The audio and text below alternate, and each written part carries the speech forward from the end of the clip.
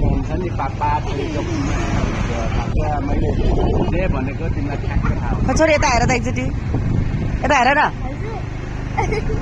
यता हेर्नुहोस् त पापा खै भयो खै त हेर त हामी अर्को महारानी साहेबालाई लिन जान गइरहेका छौँ। अब आवर सेकेन्ड प्रिन्सेस खेलिरह होला। अब एउटा पहिलो राजकुमारी चाहिँ यहाँ छ।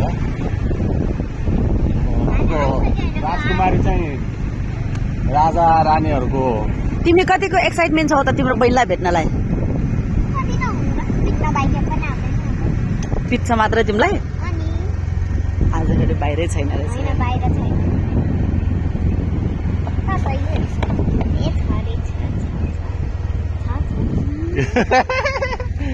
छिटो जाउँ छिटो जाऊ लिएर आऊ, म यहीँ बस्छु। जान न छिटो तपाईँहरू दुईजना उसलाई बोकेर लान्न छिटो पखन छोरी।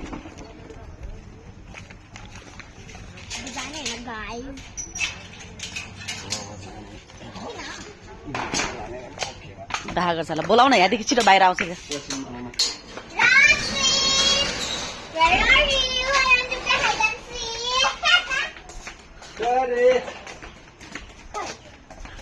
ले खै त कहाँ गयो त्यो जमसी बुवा? किन ल्याएको पनि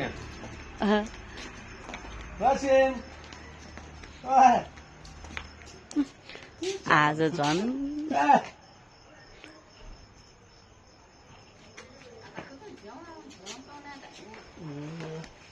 यता आउनु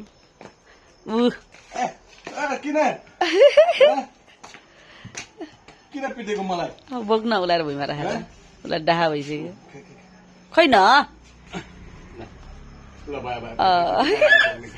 ल ल ल उसलाई बोक्नु उसलाई छोडिदिनु न ठुलोलाई।